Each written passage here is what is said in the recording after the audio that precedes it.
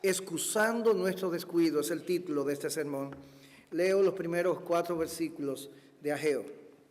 En el año segundo del rey Darío, en el mes sexto, en el primer día del mes, vino palabra de Jehová por medio del profeta Ageo a Zorobabel, hijo de Salatiel, gobernador de Judá, y a Josué, hijo de Josadac, sumo sacerdote, diciendo: Así ha hablado Jehová de los ejércitos, diciendo: Este pueblo dice, no ha llegado aún el tiempo de que la casa de Jehová sea reedificada.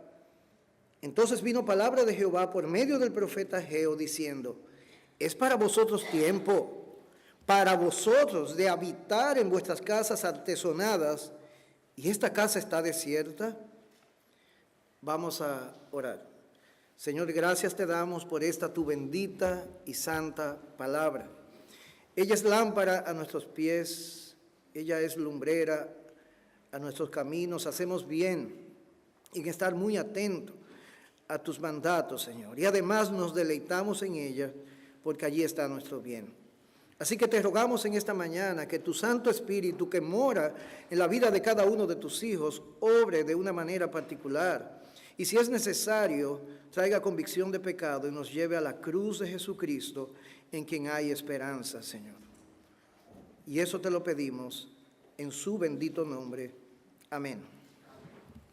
Hermanos, con mucha regularidad nosotros decimos que Dios es la prioridad de nuestras vidas, que el Señor Jesucristo es aquel a quien nosotros nos rendimos completamente, a quien le hemos dado todo nuestro ser, como dice Gálatas capítulo 2, versículo 20, en Cristo estoy juntamente crucificado con Cristo, ya no vivo yo, mas vive Cristo en mí. Y que todo lo que yo lo vivo en la fe de Jesucristo, el Hijo de Dios. Pero ¿es eso una realidad de nuestras vidas? Inmediatamente nuestras agendas se complican, llegan una lista de cosas que nosotros debemos hacer, las presiones, las demandas, las expectativas de los demás, las tareas, nos exigen cada vez más de nuestro tiempo, cada vez más de nuestras energías, cada vez más de nuestras facultades. Haz esto, haz aquello. Tienes que estar aquí, tienes que terminar esto con cierta premura, y parece como si todo el mundo quisiera algo de nosotros, ¿verdad? Quizás usted está retirada, quizás está en el hogar, pero allí están los nietos, allí están los quehaceres del hogar, el trabajo, los estudios, la familia, el jefe, la escuela, las diversiones, y pronto nos quedamos secos.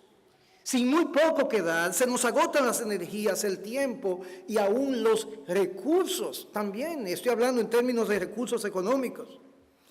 Y nos vemos en la vida como si nos miráramos desde un dron, como aquellos que andan corriendo en la vida, atendiendo las cosas que son necesarias, lo urgente, lo inmediato, y muy a menudo lo más importante en nuestras vidas, lo que decimos que es más importante y lo que realmente es más importante en nuestras vidas, glorificar a Dios y gozar de Él para siempre, es echado a un lado. ¿Me pasa a mí solamente? Nos pasa a todos. ¿Y saben qué es lo peor? No solamente que es una realidad en nuestras vidas, sino que presentamos excusas. Para todo nosotros tenemos excusas, tenemos una justificación. Somos expertos presentando excusas, y aún más cuando se trata de nosotros no vivir la verdadera vida que agrada a Dios. Tenemos una justificación. Un hombre de Dios del pasado, Juan Calvino, dijo: los hombres son bien ingeniosos cuando desean esconder su falta de responsabilidad. Ahora bien, ¿alguna vez tú te has preguntado qué piensa Dios de tus excusas? ¿Alguna vez hemos pensado que nosotros podemos engañar al Señor y que haya una justificación suficientemente válida para que Él diga: sí, yo entiendo, mi hijo? ¿Cómo reacciona Dios cuando nosotros venimos delante de Él y decimos, Señor, es verdad que yo no he podido prometer lo que te he cumplido o lo que tú mereces?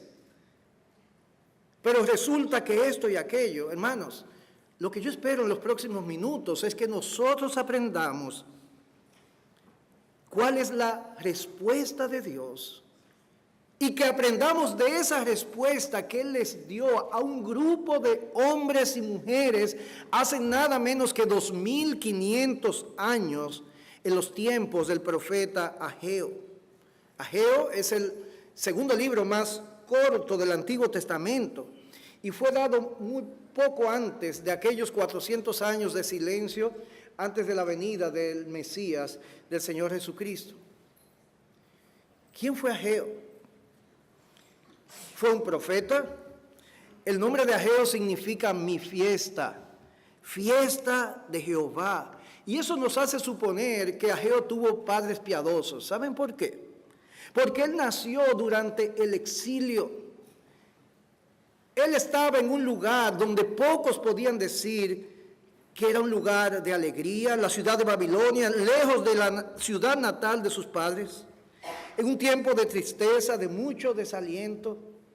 Pero a pesar de eso, sus padres le dieron ese nombre tan peculiar, un nombre que hablaba de gozo y alegría, hablaba de la esperanza que ellos tenían en Dios y que su hijo, en cierta manera, vería.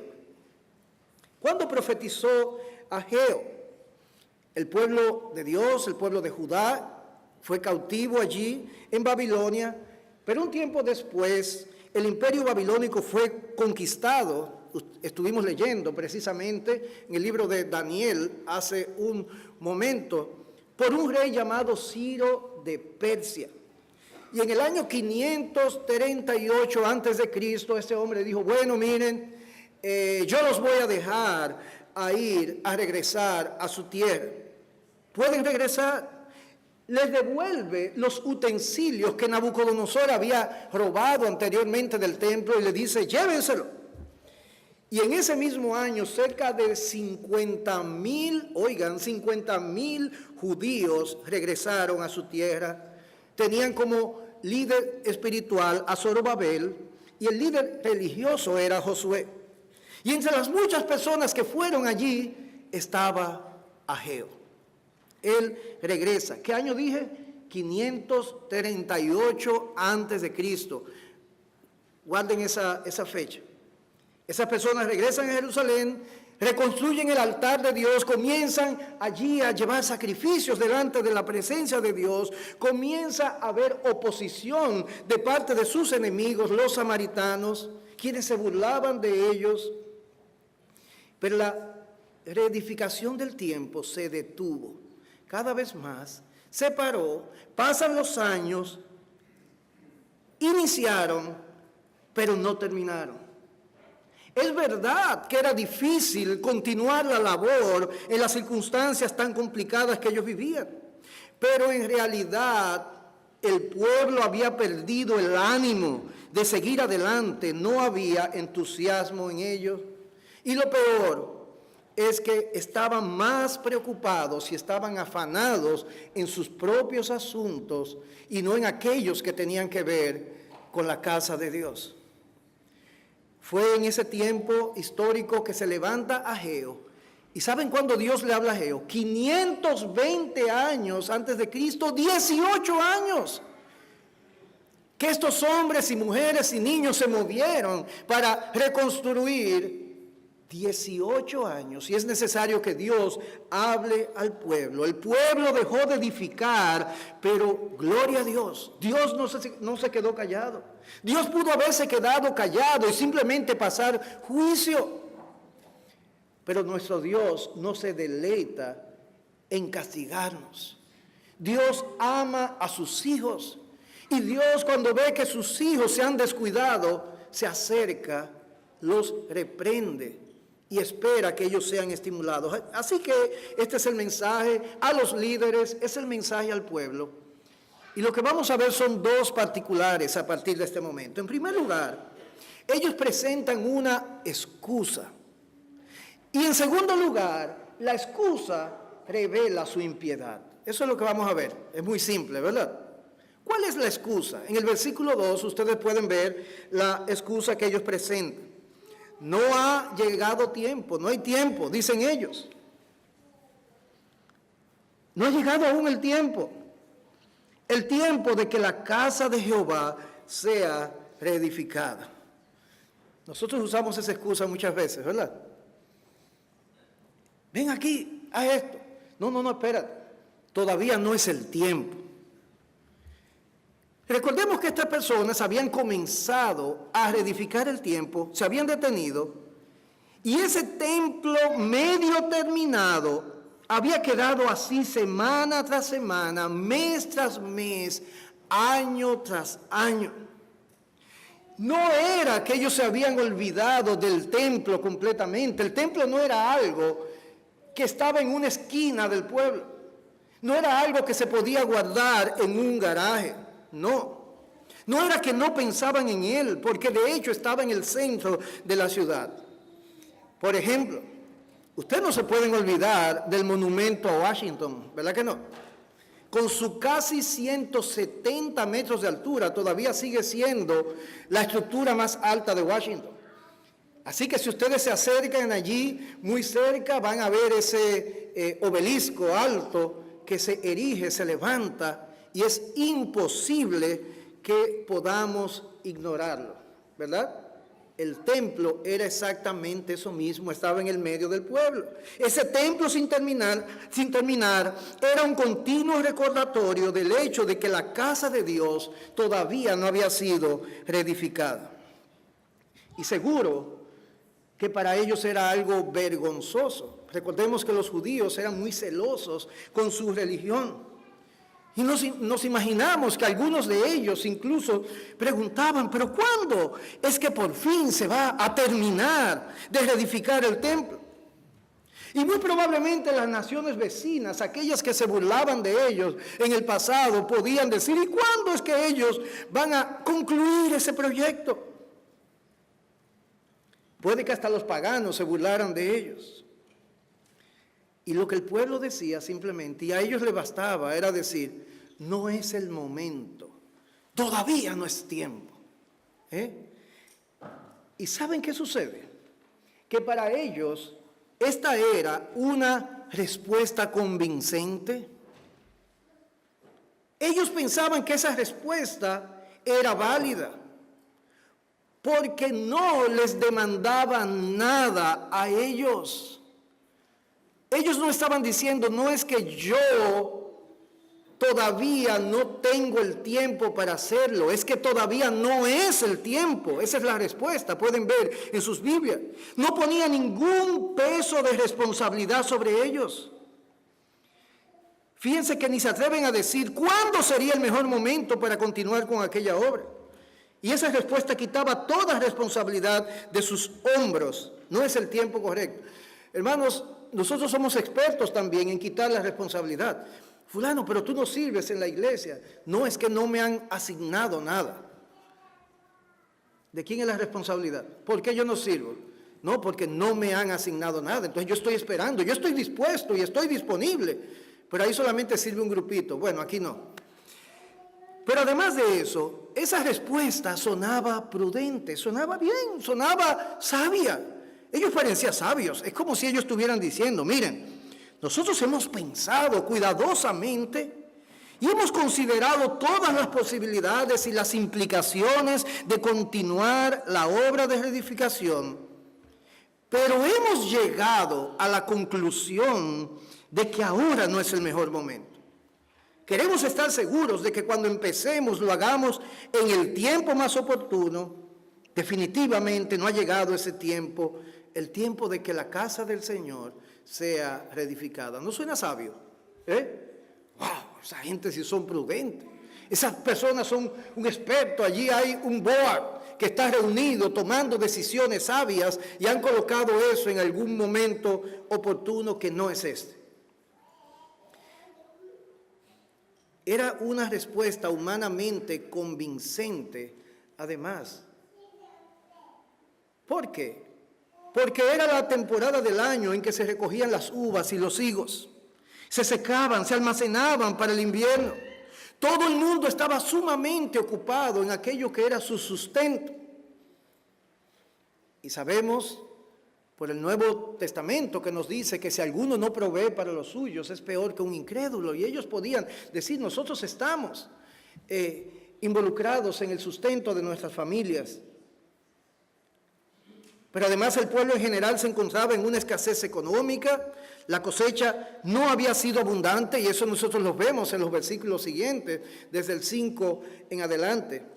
Había una recesión económica en toda la nación, producto de lo mismo. Y quizás ellos dijeron, no estamos ahora mismo en la mejor condición económica para emprender un proyecto de esa magnitud. Pero además de eso, de que parecía sabia, de que parecía convincente, también parecía piadosa la respuesta. ¿Oyeron eso? Parece que había una razón piadosa. Bueno, si nosotros vamos a hacer esto, debemos estar seguros de que lo debemos hacer bien, porque es para el Señor. La casa del Dios vivo y verdadero que se nos ha llamado a reedificar es algo que debe estar bien hecho, o si no es mejor no hacerlo. ¡Wow! ¡Qué piadosos! Y muchas pueden haber sido las razones, pero lo cierto es que la excusa fue, no ha llegado el tiempo de que la casa del Señor sea reedificada. ¿Y qué es eso? Una excusa. En segundo lugar, ¿qué vemos aquí?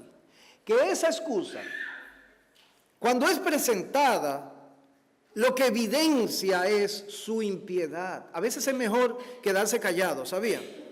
Allá en República Dominicana hay un dicho, calladito te ves mejor. Algo así.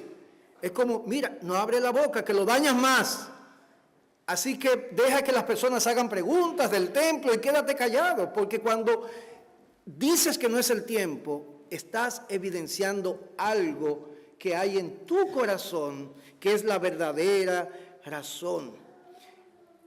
La impiedad entonces resultó en deshonestidad para con Dios, deshonestidad para con sus hermanos y deshonestidad para con ellos mismos.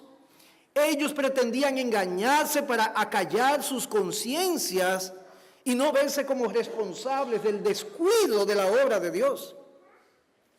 Y esa impiedad sale a relucir cuando consideramos dos elementos que nosotros vemos allí en el texto, dos particulares. En primer lugar, los privilegios pasados que ellos tuvieron. Y en segundo lugar, la condición en la que ellos vivían en el presente.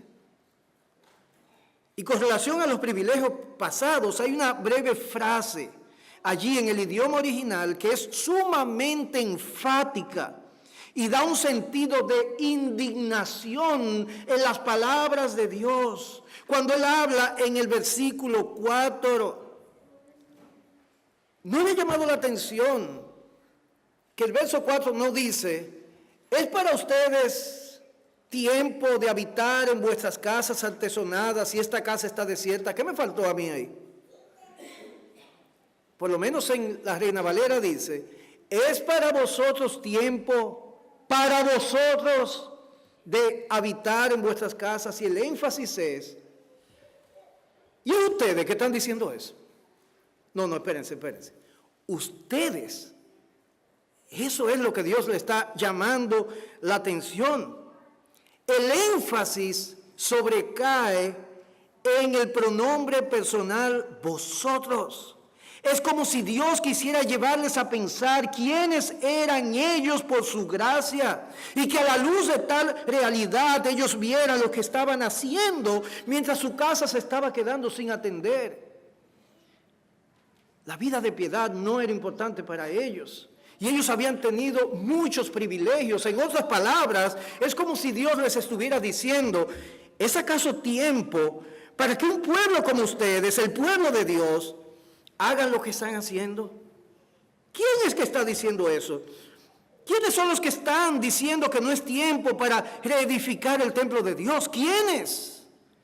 ¿No son ustedes mi pueblo los que están diciendo esas cosas? Ustedes a quienes escogí en Abraham para ser mi pueblo especial, mi pueblo a quien rescaté de Egipto con mano poderosa, el pueblo a quien le di la tierra prometida, los 10 mandamientos, el pacto, un pueblo que ha sido bendecido, protegido y cuidado por mí a través de la historia. Yo no puedo creer lo que oyen mis oídos, que ustedes digan eso. Si hubiera sido un pueblo pagano que dijera, no estamos interesados en reedificar el templo, yo lo pudiera entender. Pero un pueblo como vosotros, no. Eso es lo que está diciendo Dios.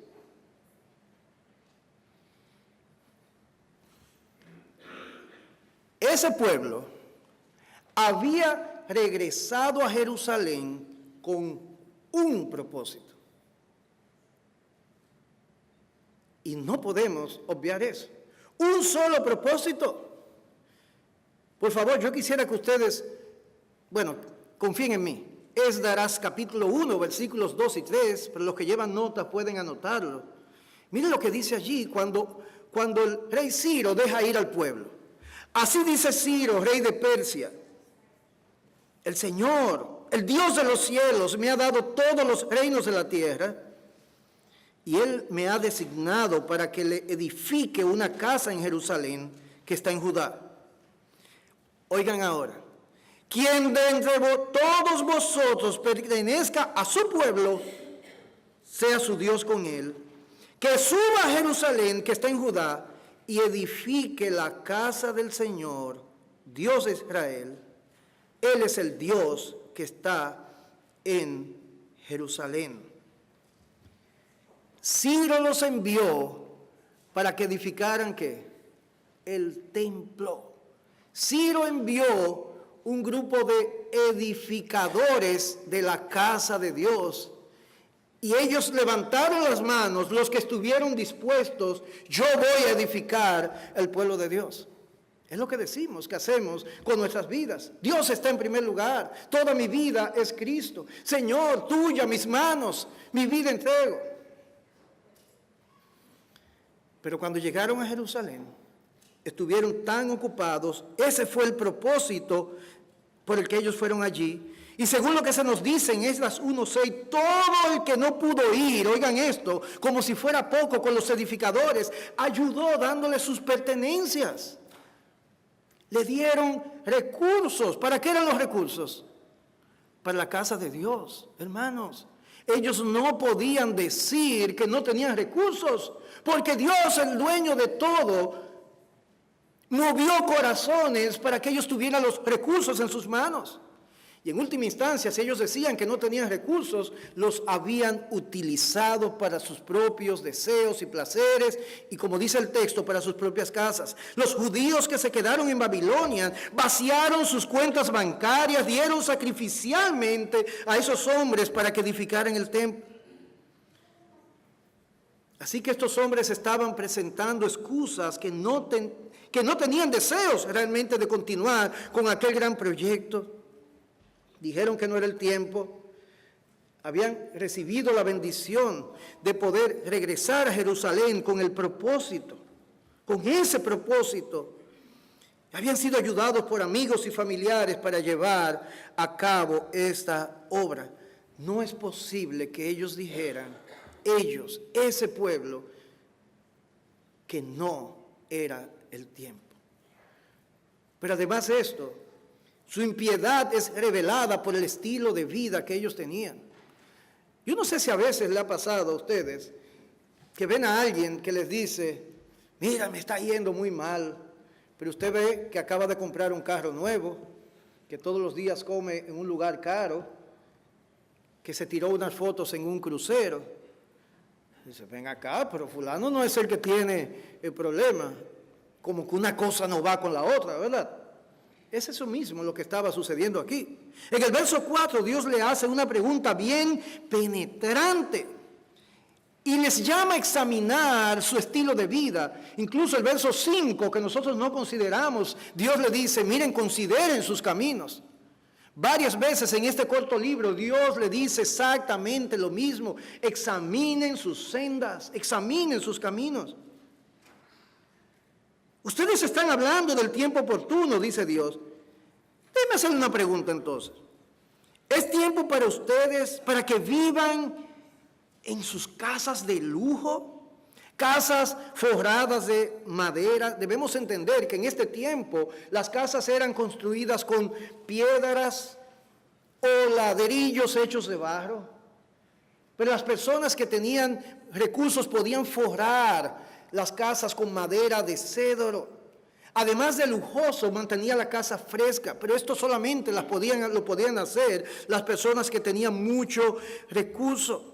Así que esto es increíble, esto es impresionante. No estaban demasiado ocupados para edificar sus propias casas y llenarlas de adornos lujosos.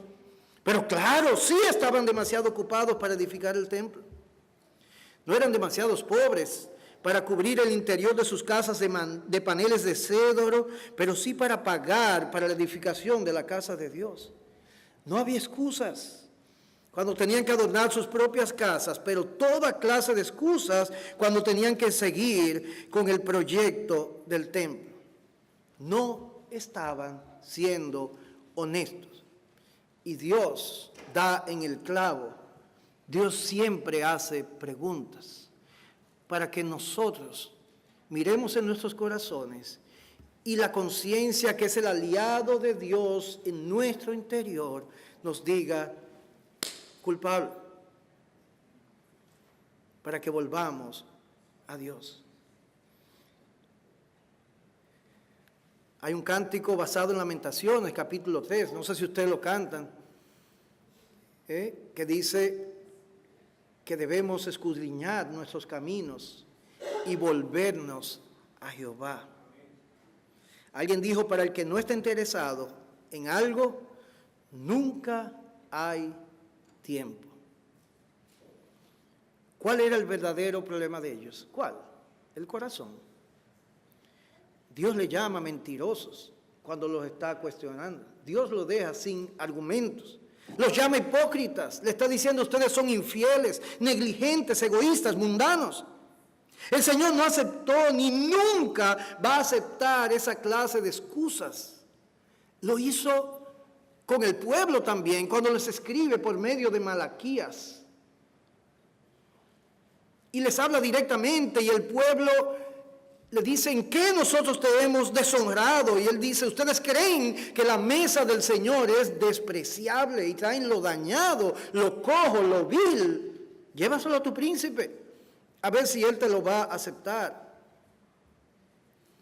Así que hemos visto, hermanos, cómo este pueblo presenta una excusa de su descuido y nos damos cuenta claramente, Dios les hace ver que lo que hay es impiedad. Su corazón se había apartado de Dios. ¿Qué podemos aprender nosotros con relación a esto? Amados hermanos, esto no se trata de Ageo, esto no se trata del pueblo del antiguo pacto. ¿Ustedes sabían eso? El apóstol Pablo dice que las cosas que se escribieron antes, ¿para quiénes se escribieron? Para nosotros, para nuestra edificación, para nuestra consolación. Esa palabra de Dios fue dada para que nosotros aprendamos, para que nos pongamos en los zapatos de ellos y honremos a nuestro Dios. Este pasaje debe penetrar hasta lo más profundo de nuestros corazones como creyentes, como iglesias, hermanos de la iglesia bíblica de la gracia. Es algo entre cada uno de ustedes, entre cada uno de nosotros y Dios, ni siquiera su pastor, delante de Dios. Es como si estuviera David delante de Natán. ¿No les recuerda esto? Es lo que nosotros deberíamos en este momento experimentar, si ese fuera el caso. Y a Jesús diciendo, ¿por qué me llamáis Señor, Señor, y no hacéis lo que yo digo? Hermanos, nosotros fallamos en muchos sentidos. Dios nos llama a edificar nuestras propias almas, por medio del uso fiel y diligente de los medios de gracia. Somos también edificadores. El apóstol Pablo nos habla en esos términos. Dios nos llama a edificar nuestros hogares según el temor suyo. Levantar familias piadosas. Dios nos llama también a edificar a nuestros hermanos los unos a los otros. Dios nos llama a edificar por medio de la predicación del Evangelio y rescatar a los perdidos, a los que se pierden, y atraerlos a Cristo.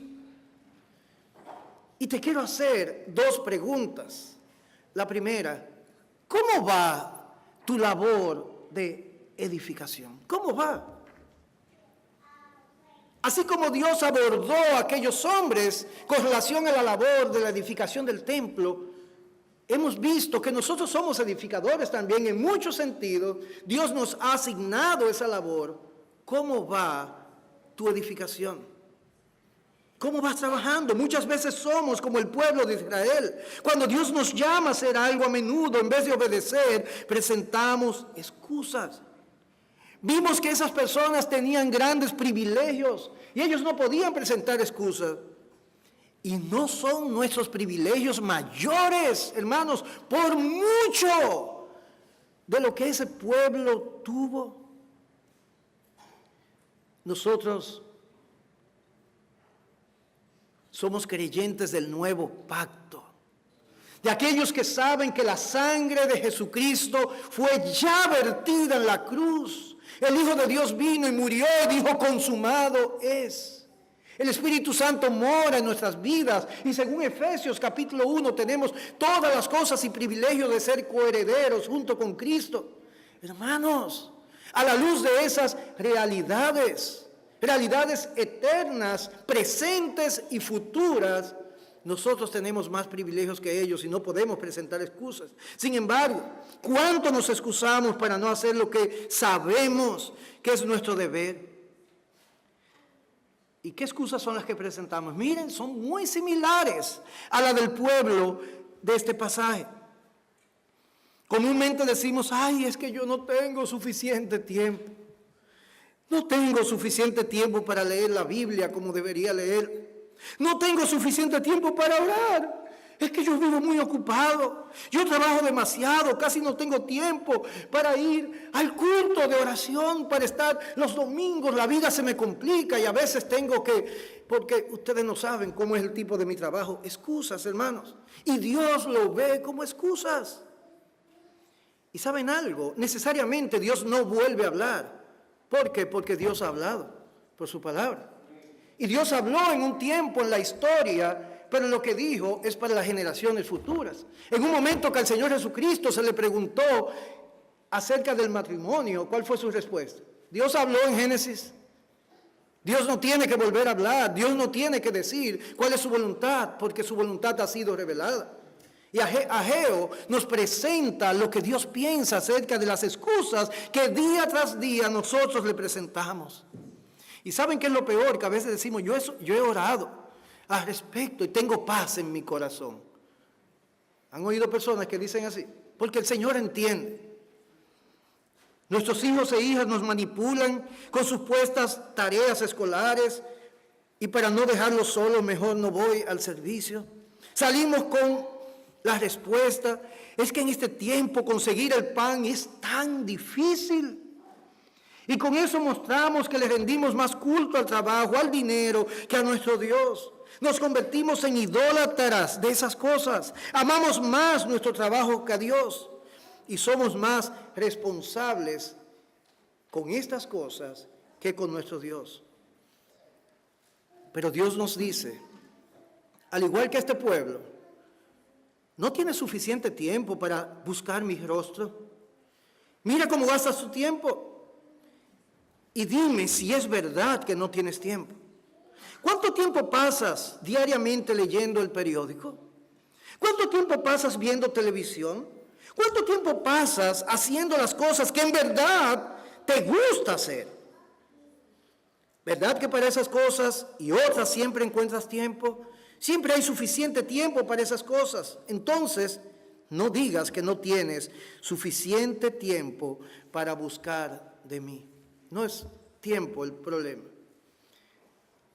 John Piper, un hombre de Dios, dijo: uno de los mayores usos de Twitter y Facebook es que probarán en el último día que la falta de oración no fue por falta de sueño, no fue por falta de tiempo.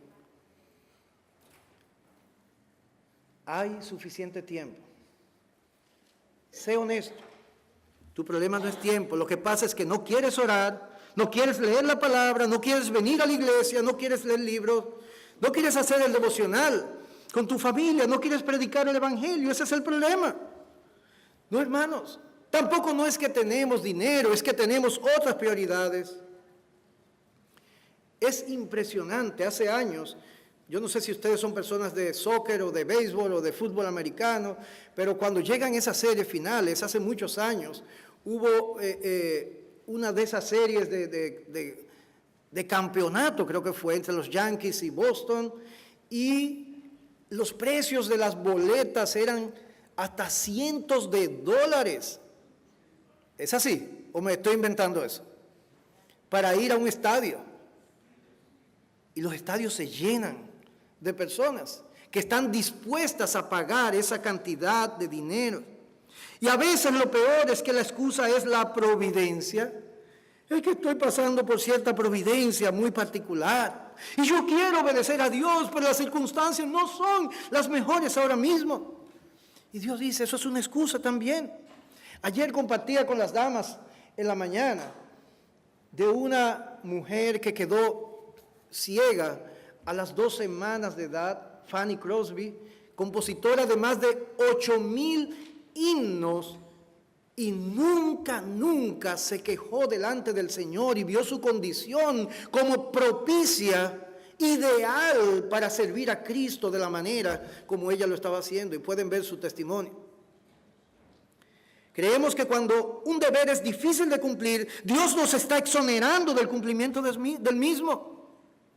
Si es difícil, no tengo que hacerlo. Dios no me va a demandar que haga algo que Él sabe que es difícil para mí.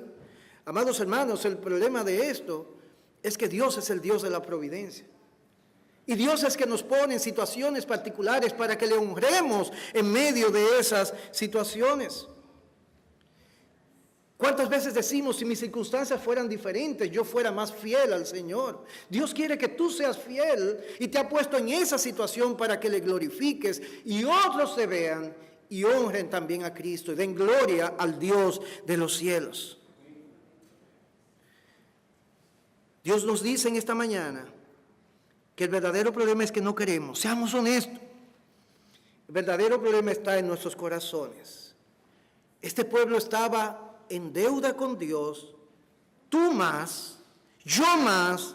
El hecho de que en el versículo 2 Dios se refiera al pueblo, pueden verlo en sus Biblias como este pueblo. Hermanos, ellos deberían llorar cuando oyeron esas palabras, porque Dios siempre le llamó como ellos, mi pueblo. Y en este momento le está diciendo, este pueblo, Dios estaba indignado con ellos. Ellos le estaban contristando. Dios estaba triste de ver que Él los trataba como la niña de sus ojos. Y nosotros, 1 Corintios 6:20, por precio habéis sido comprados.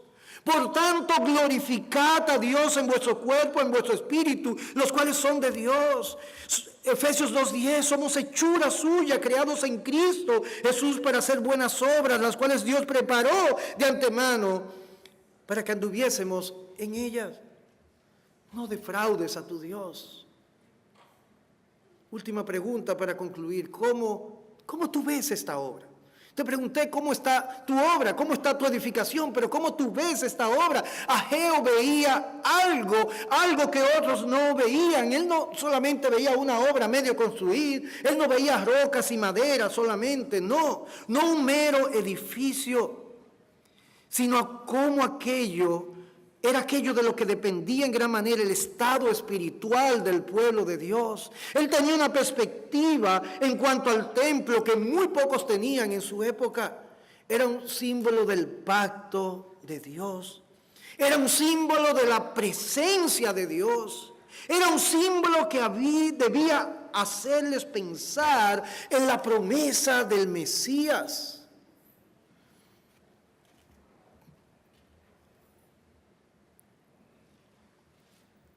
Y Ageo decía,